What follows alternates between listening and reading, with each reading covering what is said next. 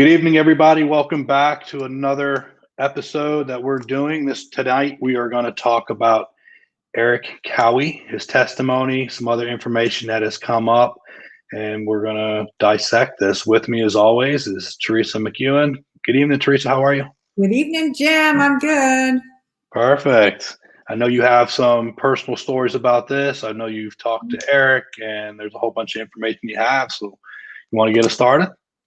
Yeah, I mean, I'll just start out with just my personal experience with him because I think you have really most of the, testimony and all that in your amazing little queue that you put together. But, it was interesting because when we talked about, kind of focusing on Erik, because, the reason I feel like he's an important person in all this is because there were so many interviews with him and there was so much news footage of him talking about Joe shooting the tigers, like he just did it like nonchalantly and everything else. Right. And of course, we have you're going to show in a bit the email that Joe said what he really said to Erik when that whole occurred. But then, I thought, when I went to the zoo originally to meet everybody for the first time, and that was in 2016, I did an interview with Erik, and he had been there at that time almost a year. And so I was asking about his background and all that, and what he thought of Joe, and so well, first of all, his background has nothing to do with animals. He was an Army Ranger for 10 years, and then he was working in the restaurant industry. So everything he knows about animals, he learned from Joe. Joe was basically his mentor, and I had said to him, something about, like, how did you end up here? Blah, blah, blah. And he said, my inspiration in life is this zoo. And my ultimate goal is to be here in 10 years. Like, he just was happy as a clam there. And I said, tell me, how would you describe Joe Exotic kind of thing, just to get a sense. Right. And so I just literally transcribed it. He said, Joe, he's a very passionate individual. He knows a lot and he teaches me a lot. There's nothing I wouldn't do for that man. I promise you. He's changed my life. He saved me from myself. And then he went on to say, I'm glad he took a chance on me. He gave me this opportunity and I'm not going to neglect that. I promise. So it's just so disheartening to hear now how much Such a short-lived promise, huh? Yeah, I mean, truly. And I don't know when it all changed. I know that Joe did fire him at one point, and I think that might have been where things went sour. But he was in awe of Joe, and he was so grateful for that opportunity that changed the whole course of his life. And for him to get up on the stand, and I was looking at and I know you're going to go through transcript stuff, but when I was looking at the actual transcripts, and the attorney said, when you started working at the zoo, what was Joe's, what was his role there? And Erik said, entertainment director. So I think he's mixed up in timing because I know he left the zoo and then he came back again, which, by the way, when Joe fired him, he also gave him the opportunity to come back according to Joe, if he cleaned himself up. But Joe was not the entertainment director until Jeff Lowe came along. So I'm not sure if Erik was confused about timing on things or what, but he was definitely the owner, the sole owner when I was there. There wasn't Jeff Lowe anywhere to be found. So, So let's talk about Erik. Let's talk about some of his trial transcripts that we've been dissecting. As you know, we went through this. I read it again today. When we did a live, I think it was 2 weeks ago, 3 weeks ago, we talked about the 5 tigers in question that brought all of these charges onto Joe. That's, of course, that's separate from the whole murder for hire, which we pretty much debunked all that the other day, and there'll be a lot more to come, promise. But when we talk about these 5 tigers specifically, one of the things I had mentioned to you, and a lot of people may not think this is very big, but actually it is actually tremendous. And I don't know how it slipped through the cracks here. But when Erik testified, he testified to the 5 tigers that were killed, his emotional connection. He knew so much about these tigers. But the problem with that is he actually got the colors of the tigers completely wrong. Yeah. And a lot of people might think, well, why is that such a big deal? Tigers are tigers, whatever. Well, it's not, because if you're trying to claim that you have so much intimate knowledge of these tigers and you've been around them so much that you can tell their reactions, you can tell when something's wrong with them, but yet you can't determine or be able to remember if this particular tiger, now there was 5 of them, was a white tiger or a yellow tiger, orange. How do you get that wrong? Well, that's not something you should know. Like 500 too. You know what I mean? Right. So that was one of the issues I wanted to bring up, because again, that to me is very, very big. The other thing that I want to talk about too is not only, first of all, he didn't have vet experience. He wasn't trained in that. Everything he learned was from Joe. He had only been around these cats for a couple of years. He was I think he was the big cat lead, as Joe put it. And so, yes, he was around these tigers. There's no doubt about it. But if you can't even remember what color the tigers were that were killed, that's a pretty big deal, because you should know. I wouldn't mistaken if I had a couple of animals. I had 3 dogs and my dogs were down. I wouldn't mistaken what color my dog was. It's kind of the same thing here. I don't know how he did that, right? But let's take it a little bit further, because one of the issues I think that also was overlooked is he stated that these tigers were in good health. There's nothing wrong with them. And, he would be able to tell. And he said that you could tell sometimes the cat's not doing well because they become lethargic and things like that. And that might be true for some sort of lingering problem, right? But here's the issue. And this is documented everywhere. I can pull up animal experts everywhere that'll vouch for this. But cats actually mask all of their issues until they're literally on the deathbed. That's what they do. So you could have a cat that could be, or a tiger that could be perfectly fine, and 1 hour later is like on its deathbed. So for him to sit there and say that those tigers were perfectly fine, there was no illness with them, is a massive problem. And I mean, I just don't think that is something that should, and he wasn't even present when the tigers were even killed. He was over by the gift shop with the new employees. Right. So he wasn't even present for it. Dylan West was present for it. In his testimony, if you read that, he actually describes the color of the tigers and them being correct and what had happened and that they were tranquilized and things such as that. So I find that to be very interesting within his trial transcripts. What do you think about that, Theresa? Well, I completely agree with you. And I also find, and again, we do have an email from Joe because I had asked about that when I was looking into Erik. And can you pull that up, not the email, but it's just some things I wrote up real quick about what Joe really said to Erik versus what Erik testified to. See if I can make this bigger. Bigger. There we go. There is it. So, okay. So, Erik said, if I'd known, it was going to be that easy, I would have blasted them all. And Joe said, my exact words were, and by the way, remember, Joe has a photographic memory. He does not forget a word of anything. He said, my exact words were, if you don't start doing your job and taking care of the animals like you're paid to, before I leave the zoo, I'll put them all down. Okay, that's just obviously like, just being glib and annoying. You know what I mean? He's annoyed with them, right. Obviously. So for Erik to take that, and I think part of that reason is because at this point, he had been working with Agent Bryant and Jeff Lowe, and, they were prepping him for the trial, and, there's more to this story, which is going to come out later, but, he was not a credible witness and he was not in good shape at the time. And I can't believe that again, this is just me saying it, but I can't believe that his attorneys didn't at least try to point out the fact that he wasn't a credible witness and that he did have some issues, and they didn't bring any of that up. They just let him get up there and say what he was saying and go to the news. And then when I just remember seeing that news clip of him, you know, saying, oh, if I know it's going to do that, I'd blast. And it was so crass and so mean and so not Joe.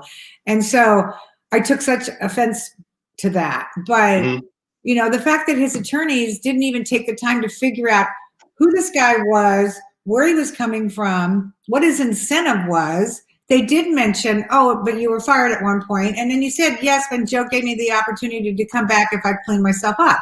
So it's like, they were being just like, and then they just moved on. They didn't even like go into some of the issues that were going on and the other, you know what I mean? And again, isn't that their job to point out that this is a witness that the jury may not want to believe every word he says? Right. Well, you know, here's another issue I'm going to bring up. There's going to be a few of them. I can pull up the trial transcript, or I can just at least say it to you. Yeah. Because it takes some time to go through it. Because I mean, we're talking about 1,109 pages worth of a trial transcript. And trust me, I've read it multiple times now. One of the issues that I have with this entire case, since we're going to go ahead and talk about the Tigers in question, and I just want to touch on this again. Somewhere along the line, this investigation got very tunnel visioned. Okay. Yeah. What I mean by that is that when the agents, and specifically looking at the testimony on the trial transcripts of Agent Markley, and what he talks about in there is that they specifically went to the zoo to dig up the tigers, these 5 tigers, but only wanted the heads. They only wanted the heads because they heard that they were shot. Now, I have done plenty of investigations in my day, local, federal, I've done them all, okay? The issue that I have here in this is that you want to make sure you cross all T's and you dot all the I's. And knowing these wildlife and fisheries know that if you have the veterinary list that specifically states what is considered euthanizing an animal and what are the acceptable ways of doing that, and it's done within the accordance where they were shot, right? Okay. Why would, and what is the reason they were euthanized? Because they were sick. So you're going to go in there, find 5 tigers, but keep in mind, he had to talk about cutting off their actual heads and only sending the heads. Yeah. Not the bodies. So they literally didn't even prove if these animals were sick or not. Yeah. I can't go to a homicide investigation. I can't go to a suicide investigation and only look at the simple fact of what I want the outcome to be. I have to do a full scale all the way around and look at every aspect of it so I know I'm making the right call. You know, I can't overlook the numerous stabbing wounds only because there's it looks like to be a self-inflicted gunshot wound. Well, most people, if you've already shot yourself, can't stab themselves so many times. So it doesn't make sense. You have to look at the whole picture, right? You know, were the stab wounds, were they done after they were deceased or before? Those are ways that you can determine it. So in this particular case, as the forensic pathologist examined the tiger heads and found issues with each one of the tigers that would have been significant problems. Right. Now you're talking about this, and this forensic pathologist said, if I had the whole bodies of these tigers, yes, I could have determined, was there arthritis? Were they sick? Yeah. Those are things that they could determine on the bone scans. But that opportunity was never, ever presented. It was that opportunity. It didn't exist. And that, in my opinion, is very tunnel visioned and very much wrong. Okay. But I want to bring up another point. I want to bring up another point about this, because on August 3rd of 2018, that's the day that the Agent Bryant went to the zoo to interview Erik Cowie and some of these other people on the zoo about what they observed. Mm-hmm. Now, I will tell you, in investigations, we always take the people that we want to interview and you separate them. You keep them in completely different locations, because I want to get their statement of what they remember, not what they coerce with other people, because they don't know what questions are coming. They don't know what's coming to them. So I want to get those responses. That's typically how it's done. Now, maybe in wildlife and fisheries, they don't do that a whole lot. I'm assuming they don't. But I think it kind of shows in this particular case, and it's unfair to rule the whole wildlife and fisheries, but in this particular case here, right, you have Erik Cowie, Jeff Lowe, Lauren Lowe, Dylan West, and this is in Dylan West's trial transcript, and Agent Bryant, all 5 of them together in a room discussing the case. Mm-hmm. Does anybody else see a problem with that? How are you allowing them to corroborate and get their story straight amongst everybody, and then you're taking their statements? That's a massive, massive problem. And I bet you criminal investigators all over the place are listening to this going, he's right. Why would you do that? Because that's a defense attorney's dream. And unfortunately, they didn't press those hot buttons enough, because I know I sure would have. And I could pull out tons of criminal defense attorneys that would have jumped all over that. Because you're allowing people to actually corroborate a story instead of interviewing them independently. Yeah. This investigation was botched to begin with. And I have a major problem with that. Well, and then keep in mind that the whole reason that this whole Tiger story even came into play is so that they could just attach those charges to the murder for hire and make Joe out to be a villain, an awful animal abuser, a monster, to turn the jury. So, like, you know, people, when it comes to animals, we've talked about this, but it's worth repeating. You know, you get them to hate Joe right at the get-go, and then boom, everything else is going to be a whole lot easier after that. So let me go ahead and talk a little bit about Erik Cowie, because I just want to drive another point home, because remember, this man sat up there in a testimony in trial. It was one of the key witnesses, right, that ended up getting Joe put away for multiple years. Okay. Yeah. He's such an animal expert at this point that, remember, he went on to state he didn't want to be there when these cats were euthanized because, you know, the trust and things such as that, right? He's got no trust for Joe, apparently. But let me just go ahead and point out something, because you're talking about a guy that goes up on the stand and talked about how this was so wrong, but never once made a complaint to anybody else at any time. Never anonymously sent anything into USDA. Hey, anonymous tips happen all the time. That didn't happen. Didn't discuss it with his coworkers. Didn't discuss it with anybody else from the time and when these tigers were killed in October 2017 all the way up to August 3rd, 2018. That's the first time he ever says, hey, I had a problem with that. Nothing ever before then, because he was just doing his job, right? Right. But this is coming from somebody that has such experience with caretaking of animals, such experience that he knew that something was wrong with those cats. Well, let me just show you something that's going on currently that happened this summer. Let me just pull up these documents for you here, and I'm going to explain it for you, okay? So basically what I'm going to pull up, this is an inspection report, all right? Yeah. This happened with Jeff Lowe and them this year. Look at that, 23rd of June, 2020, all right? Right. And I'm going to just explain to you what this is about without you reading the whole thing.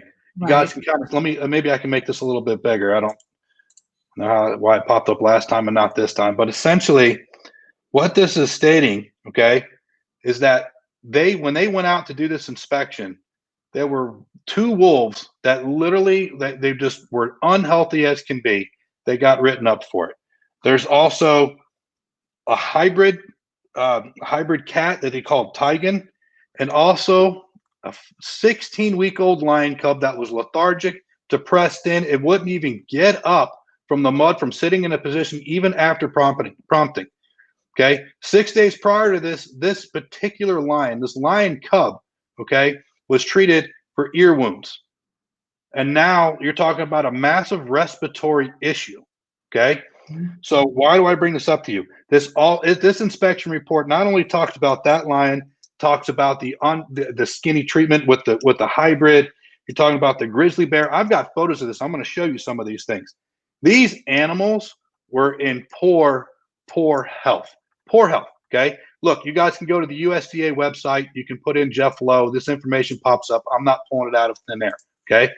Why do I bring this up to you? Guess who the main head keeper is of that zoo during this time for Jeff Lowe? Erik Cowie, right?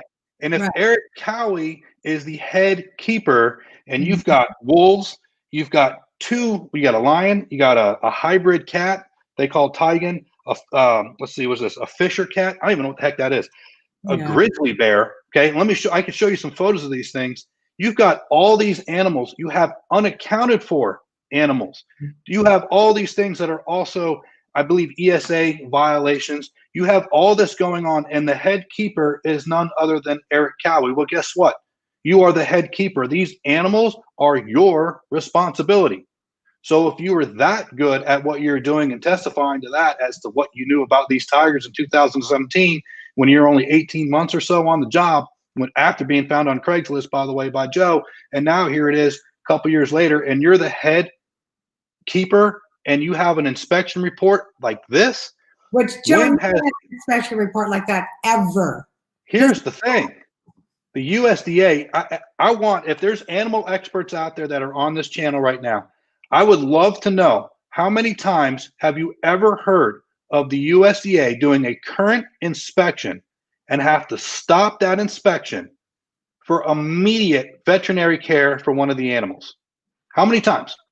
I'm willing to bet you it's a big goose egg because it's unheard of. Yeah. And again, why is it that there are fines and citations involved in this sort of inspection, and yet Joe is sitting in jail for all his problems? You know what I mean? Like they're not treating them the same way. And oh, by the way, there was another inspection just recently, which was a whole other story. But just FYI, while we're on the subject, Jeff Lowe's new zoo in Thackerville just got inspected, and there was a whole litany of problems there as well.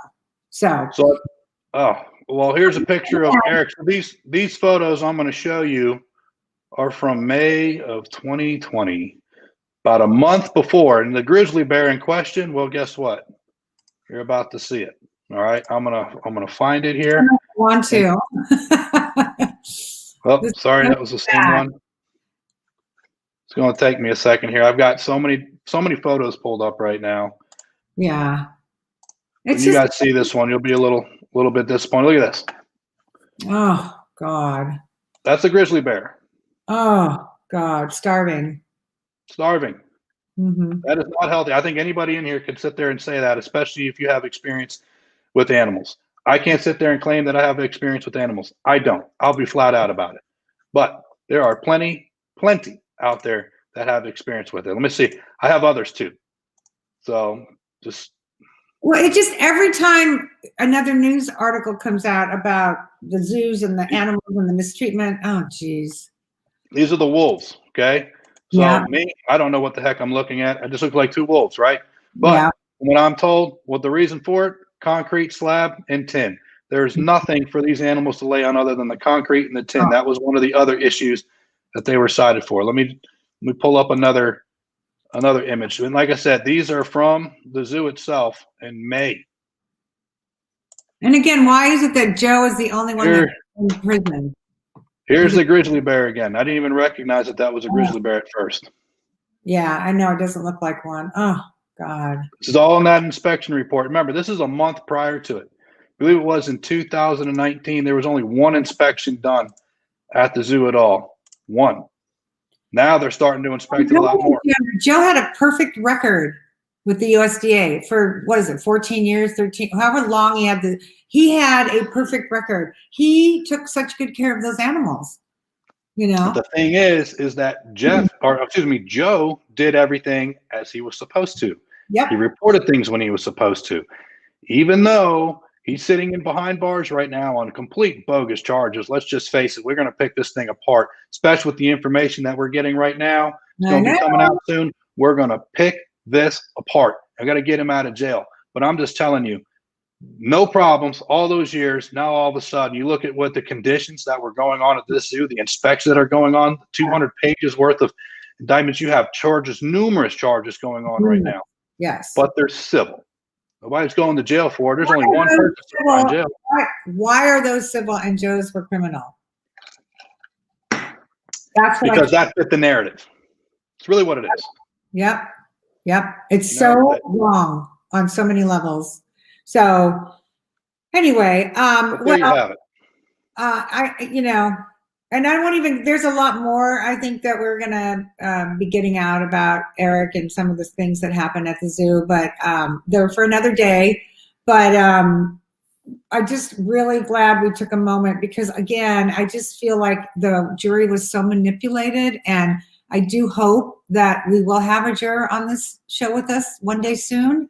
Mm-hmm. And maybe one of them, two of them are looking at what we're doing and realizing that they missed a lot, that they were manipulated in a very big way, and that it was not pointed out by Joe's attorneys, some of those shenanigans that were going on, you know? Right.